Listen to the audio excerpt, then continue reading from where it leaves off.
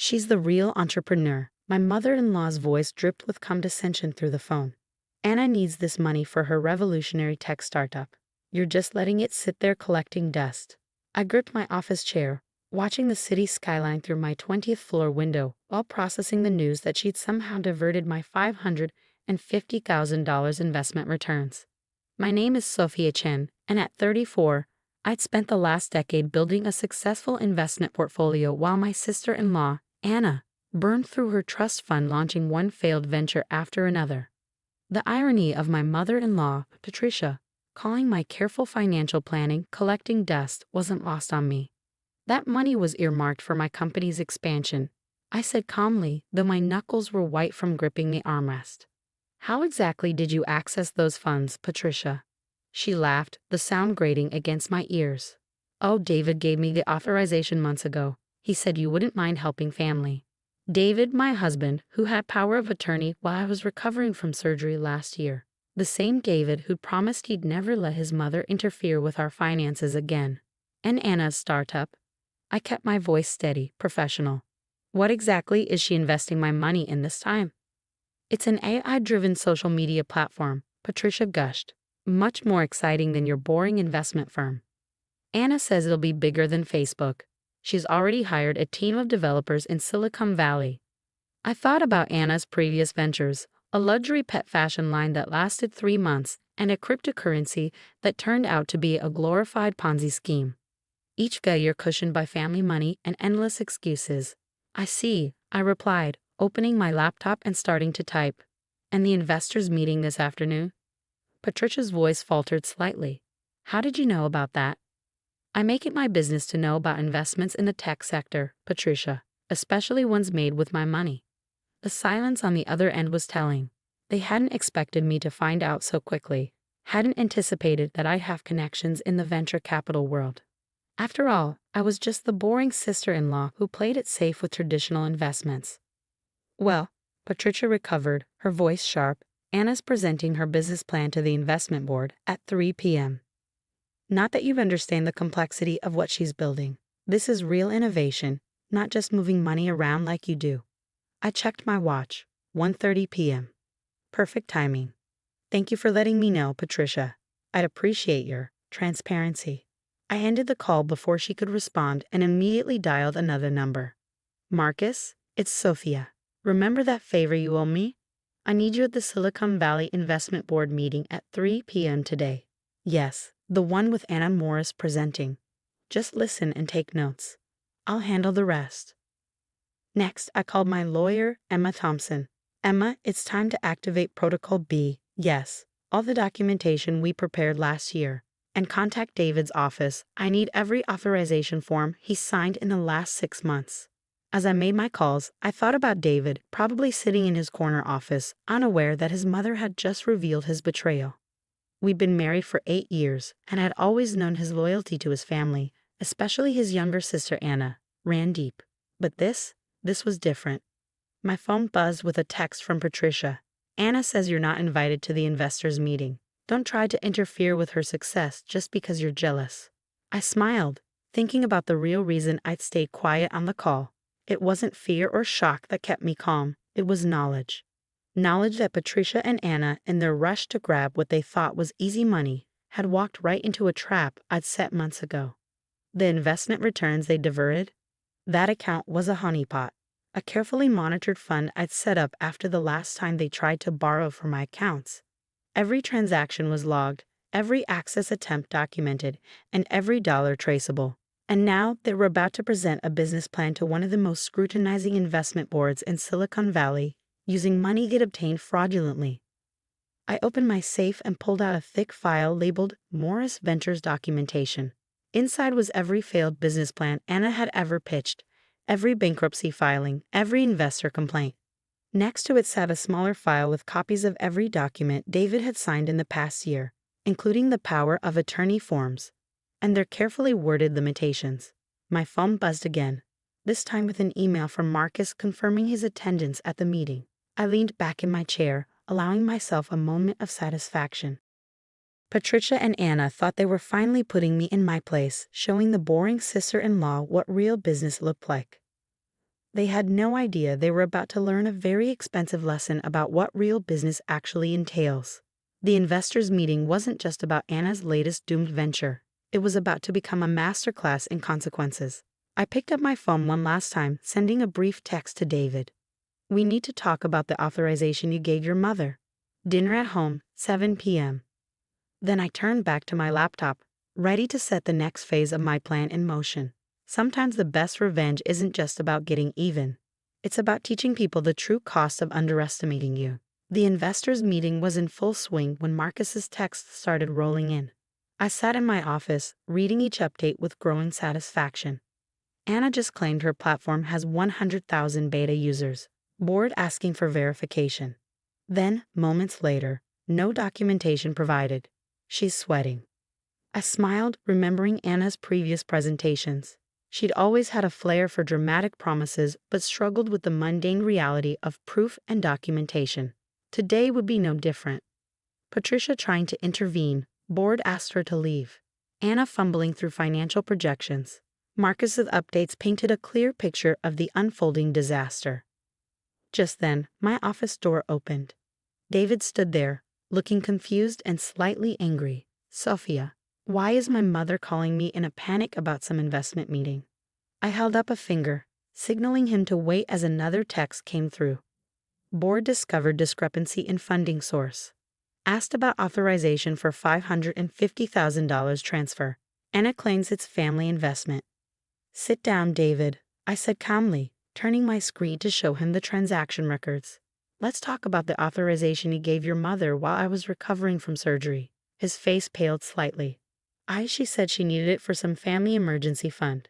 That it was just a formality. A formality that she used to steal over $500,000 from my investment account to fund your sister's latest scheme. I replied, my voice level but firm. The same sister who's currently trying to convince the Silicon Valley Investment Board that she has a legitimate business plan. David ran his hands through his hair, a nervous habit I'd noticed years ago. "Anna's presenting to the investment board today with our money. Not our money, David, my money. Money I earned, money I invested, money your mother had no right to touch. With or without your authorization." Another text from Marcus. Board requesting proof of fund ownership and transfer authorization. Anna claiming family trust arrangement. They're calling for documentation. I turned back to David, who was now pacing the office. "Your mother and sister thought they could use my investment returns to fund another one of Anna's fantasy startups. They didn't bother checking where the money came from or what safeguards I had in place." "Safeguards?" David stopped pacing, looking at me with growing unease. "That account they accessed? It's monitored by the SEC as part of a financial fraud investigation unit. Every transaction is logged and verified. Your mother's transfer triggered multiple alerts the moment she moved the money." The color drained from David's face. "The SEC? Sophia, you can't be serious. This is family we're talking about." "Family?" I stood up, finally letting some of my anger show. "Family doesn't steal from each other. Family doesn't abuse power of attorney. Family doesn't mock someone's hard work while trying to rob them blind." My phone rang. Marcus calling this time, not texting. I put him on speaker. "Sophia, you're going to want to hear this," he said. "The board just discovered Anna's previous failed ventures. They're asking about the cryptocurrency scheme from last year. She's completely falling apart." David sank into a chair, his head in his hands. "The crypto thing, that was just a misunderstanding. She didn't mean to defraud investors." I cut him off. "To run a Ponzi scheme, to drag our family's reputation through the mud. Which part was the misunderstanding?" David, another text flashed on my screen. Patricia trying to force her way back into meeting. Security called. I turned back to my husband, studying his defeated posture. "The board members aren't just investors, David. They're my colleagues, people I've worked with for years, people who know exactly who I am and what your sister tried to do with my money." "What are you going to do?" he asked quietly. "I'm not going to do anything," I replied. "The SEC will investigate the unauthorized transfer. The investment board will handle Anna's fraudulent presentation. And my lawyers will deal with the power of attorney abuse." David looked up, his eyes pleading. "They're still my family, Sophia. There must be something we can do." "They stopped being my family the moment they decided to steal from me," I said firmly, And you stopped being my partner the moment you gave your mother authorization behind my back. My phone buzzed again, an email this time. The investment board's preliminary findings, copied to all relevant parties. I forwarded it to David without a word. He read it, his face growing paler with each paragraph. The board hadn't just rejected Anna's proposal. They flagged it for criminal investigation, citing multiple instances of fraud and misrepresentation. "This will ruin them," he whispered. "No, David. They ruined themselves. Your mother by thinking she could steal from me, Anna by thinking she could lie her way through another scheme, and you by betraying my trust." I stood up, gathering my files. "I have a meeting with my lawyers in 20 minutes. I suggest you use this time to think very carefully about whose side you're really on." As I walked to the door, David called out, "They're my family."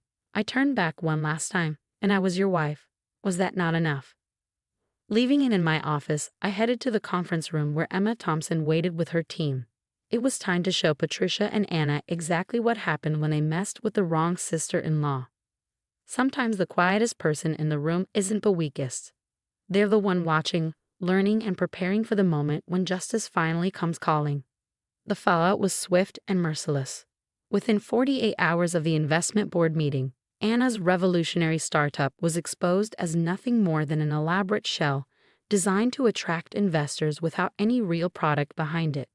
The SEC investigation revealed a pattern of fraudulent behavior that stretched back further than even I had known. Patricia called incessantly, her messages switching between threats and desperate pleas. "You're destroying this family," she screamed in one voicemail. "We can work something out," she begged in another. I let each call go to voicemail, documenting every threat and admission from my lawyers. David moved out 3 days after our confrontation in my office. "I need time to think," he said, packing a small bag.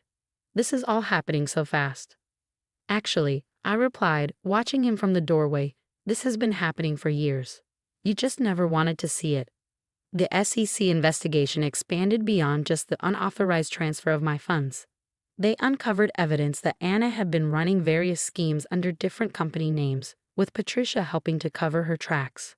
My investment returns were just the latest in a series of fraudulent fund diversions. Emma called with updates regularly. "The board members are pressing charges," she informed me one morning. "They're treating this as a coordinated attempt at investment fraud." Patricia's unauthorized access is being added to the criminal complaints. I sat in my home office, reviewing the damage reports. Anna's previous investors had come forward, encouraged by the investigation, to speak about their losses. The cryptocurrency scheme alone had cost people millions, money that had supposedly gone into development but had actually funded Anna's luxurious lifestyle. "Your sister-in-law's facing serious charges," Marcus told me over lunch. "The board members are furious. Some of them had considered investing personal funds in her platform." "If you hadn't set up those monitoring systems." I thought about the red flags I'd noticed over the years. Anna's sudden expensive purchases after each investment round, Patricia's insistence on family loyalty whenever questions arose, David's blind defense of their actions. I'd spent years watching, documenting, preparing for the moment they finally overreached. The final blow came when the FBI got involved, expanding the investigation to include Patricia's role in other financial frauds. Apparently, my mother-in-law had been helping more people than just Anna access funds they shouldn't have. David came by one last time, looking older than his years. "They're saying Anna might go to prison," he said, standing awkwardly in our once-shared living room. "Mom too, maybe. Isn't there anything you can do?" I looked at my husband, soon-to-be ex-husband, and felt a mixture of pity and disappointment. They had chances, David. Countless chances to do the right thing. Instead, they chose to steal, lie, and mock the very person they were stealing from. But no, I cut him off. "You chose them over me every time. You gave your mother access to my accounts without my knowledge. You defended Anna's schemes instead of protecting our future. Those weren't mistakes, they were choices." He left quietly, finally understanding that some bridges once burned can never be rebuilt. 6 months later, I sat in my expanded office, now running one of the city's most respected investment firms. The scandal had an unexpected benefit. My reputation for fiscal responsibility and ethical investing attracted clients who valued security and transparency above quick returns. Anna accepted a plea deal, facing 5 years in prison and massive fines. Patricia was awaiting trial, her social standing in ruins as more victims of her financial manipulations came forward. David filed for divorce, unable to face the reality of his family's actions or his role in enabling them. My phone buzzed with a text from Emma. Final restitution order came through. They'll be paying you back for decades. I smiled, thinking about Patricia's last attempt to contact me. She'd sent a letter full of accusations about family loyalty and forgiveness. I'd filed it with the others, evidence of a mindset that valued manipulation over honesty, greed over genuine success. Looking out over the city, I thought about the quiet strength it takes to wait for justice rather than seek revenge. My mother-in-law and sister-in-law had seen my patience as weakness, my documentation as paranoia, my success as luck. They never understood that real entrepreneurship isn't about quick schemes and stolen funds. It's about building something legitimate, something lasting. In trying to prove they were better than me, they'd only proved how much they had to learn. I closed the restitution file and turned back to my work. Sometimes the best response to theft isn't anger or immediate retaliation. It's the quiet, methodical documentation that ensures justice will eventually prevail. In the end, they hadn't just lost my money. They'd lost everything trying to steal it. And I hadn't just protected my investments. I protected every future investor they might have targeted. Sometimes the best revenge is simply letting people face the consequences of their own actions.